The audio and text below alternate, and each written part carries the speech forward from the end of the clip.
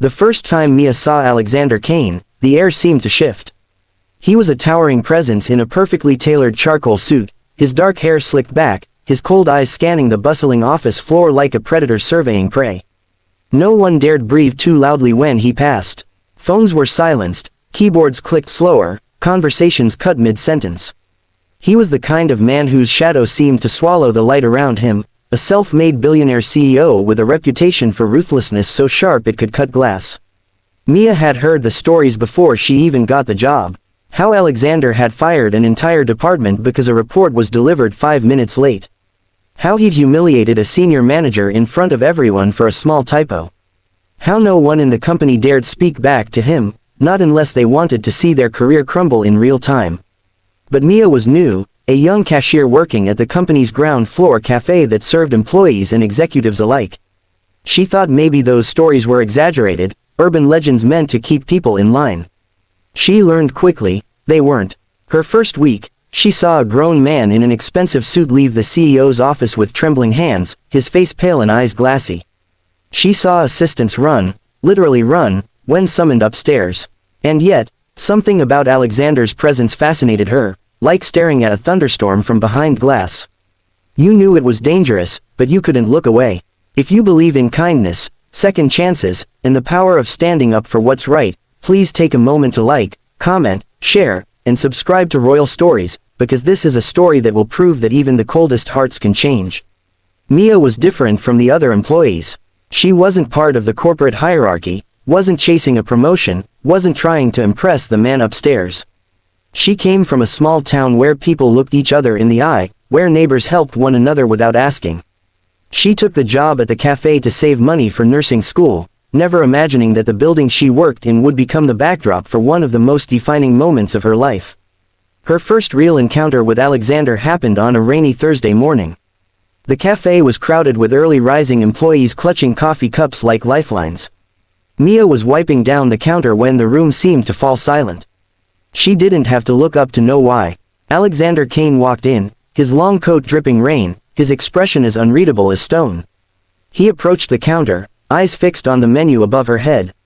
"Black coffee, no sugar, no cream," he said flatly, as if reciting a sentence he had no patience to repeat. Mia prepared it quickly, sliding the cup toward him. But just as he reached for it, a drop of rain from his coat sleeve splashed into the coffee.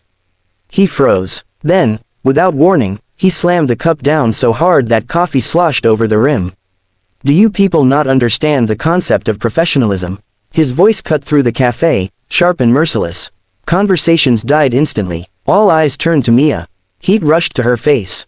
She wanted to apologize, to shrink into herself like everyone else did around him. But something inside her, maybe pride, maybe stubbornness, made her stand taller. "It was just a drop of water. I can make you another one."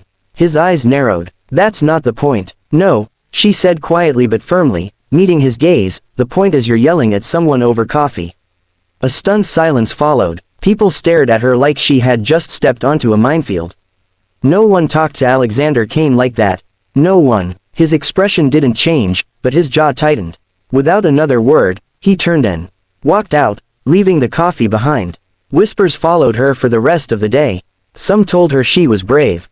Others said she'd signed her own termination notice.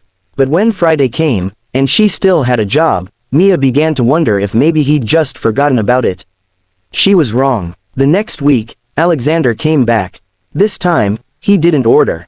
He stood at the counter, studying her like she was some unusual specimen. "You're new," he said finally. "Most people here know better." "Know better than to what?" she asked, keeping her voice even. "Than to talk to me like that. Maybe they're just afraid of you," she said, wiping the counter. He gave a humorless smirk.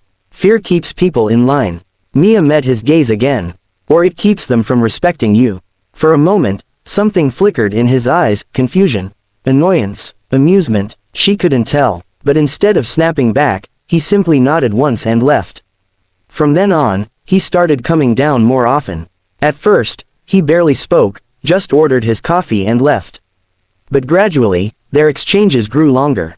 He'd ask her where she was from, why she worked there, what she wanted to do with her life. She answered honestly, never sugarcoating anything.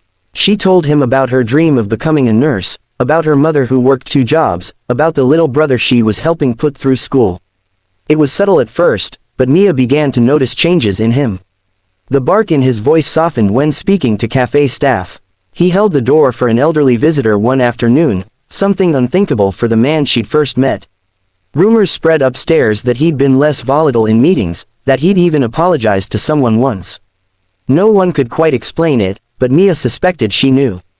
Still, Alexander had walls thicker than steel, and she sensed something behind them, pain, maybe, or fear. One late evening, when the cafe was nearly empty, he lingered at the counter. "My father," he said abruptly, eyes fixed on the floor, "used to say kindness is weakness.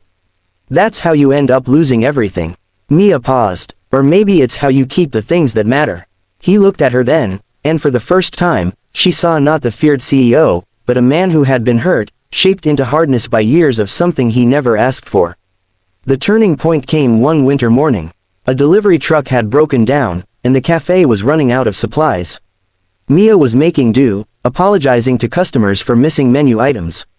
Alexander walked in, saw the situation, and instead of his usual impatience, he rolled up his sleeves and started helping, carrying boxes, restocking shelves, even serving coffee.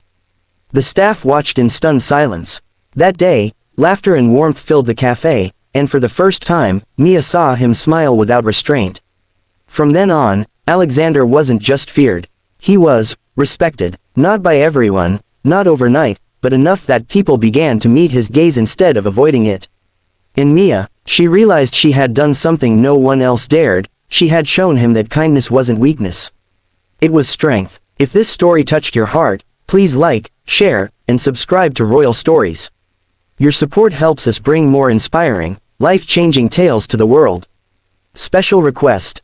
Comment below and tell us, have you ever stood up to someone powerful and seen them change because of it? We'd love to hear your story.